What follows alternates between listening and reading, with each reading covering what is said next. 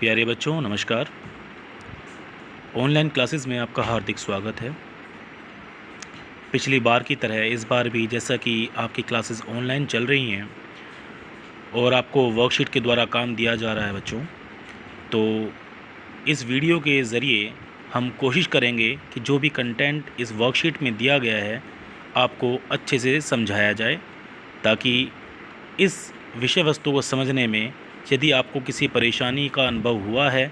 तो उस परेशानी को दूर किया जा सके। तो आइए बच्चों शुरू करते हैं आज की क्लास। बच्चों, आज की वर्कशीट का जो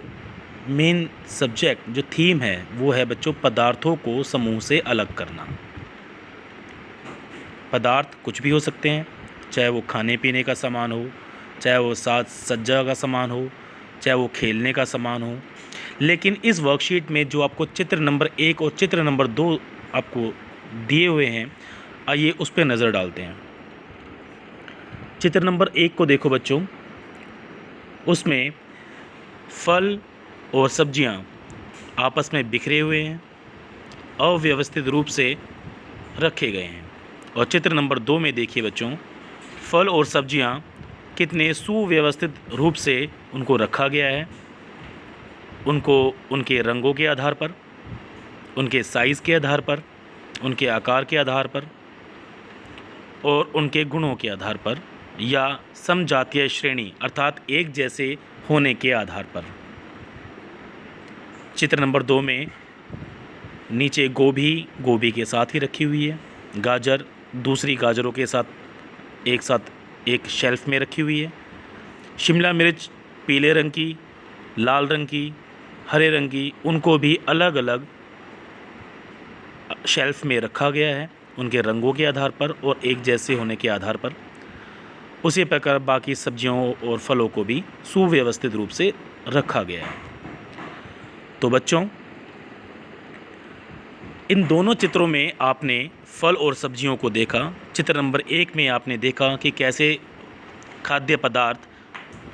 अव्यवस्थित रूप से बिखरे पड़े हैं। यदि आपको कहा जाए कि बच्चों उसमें से एक टमाटर ढूंढ लाओ, तो उस टमाटर को ढूंढने में आपको वक्त लग सकता है, क्योंकि बहुत सारा खाने का सामान जो फल फ्रूट्स हैं, फल सब्जियां हैं, वो आपस में बिखरी पड़ी हैं और एक टमाटर को छांटने में हो सकता है कि आपको थोड़ा टाइम लग जाए। लेकिन यदि आपको चित्र नंबर 2 के आधार पर आपको बोला जाए कि बच्चों एक शिमला मिर्च निकाल लाओ लाल रंग की, तो आप बहुत आसानी के साथ उस लाल शिमला मिर्च का चयन कर सकते हो, क्योंकि आपको पता है वो किस शेल्फ में रखी हुई है। तो इन दोनों चित्रों के माध्यम से बच्चों में एक बात तो समझ में आती है कि यदि वस्तुओं को हम सुव्यवस्थित रूप से उनको उनके आकार, उनके रंगों के आधार पर या उनके गुणों के आधार पर यदि हम उनको व्यवस्थित रूप से उनको समूहों के रूप में बांट दें, तो बाद में हमें यदि कोई वस्तु छांटनी हो या फिर अपने सुविधा के अनुसार हमें किसी वस्तु का चयन करना हो, तो बड़ी आसानी से हम उस वस्तु को चुन सकते हैं, निकाल सकते हैं, क्योंकि हमें पता है कि वो वस्तु कहाँ रखी गई है। एक दूसरा ये एग्जाम्पल यदि मैं आपको दूं कि बच्चों आपकी किचन, आपके घर के किचन में आपकी मदर, आपकी माता या बाकी सदस्य जो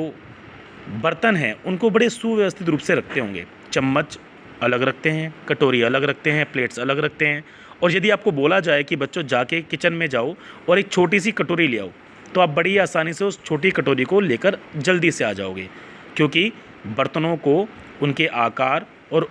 उनके रूप के अनुसार उनको अलग अलग रखा गया है। लेकिन यदि वो सारे बर्तन एक बड़ी सी टोकरी में डाल दिए जाएं और आपको कहा जाए कि एक छोटा सा चाकू निकाल के ले आओ, तो उसको निकालने में आपको वक्त लगेगा, क्योंकि वो सारा सामान बिखरा हुआ है, अव्यवस्थित रूप से फैला हुआ है। तो हमें वस्तुओं को सुव्यवस्थित रूप से उनको उनके आकार, उनके गुणों के आधार पर, उनके रंगों के आधार पर हमें यदि वस्तुओं को अलग अलग समूह में रख दें, तो बाद में बड़ी आसानी से हम किसी भी वस्तु का चयन कर सकते हैं, किसी भी वस्तु को उस समूह में से निकाल सकते हैं। तो बच्चों, इस तरह से सुव्यवस्थित रूप से समूह बनाने